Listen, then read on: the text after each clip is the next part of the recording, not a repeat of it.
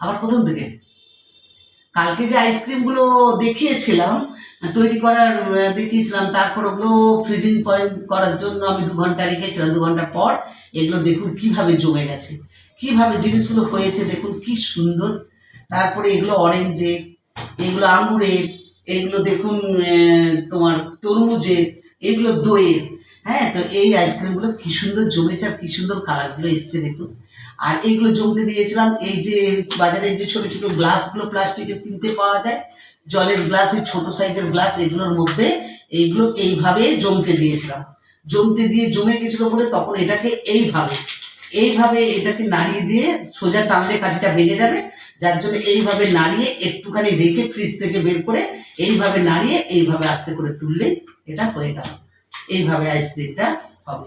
আপনারাও বাড়িতে করে করবেন, ভালো লাগবে খেতে। বাড়ির আইসক্রিম অনেক বেশি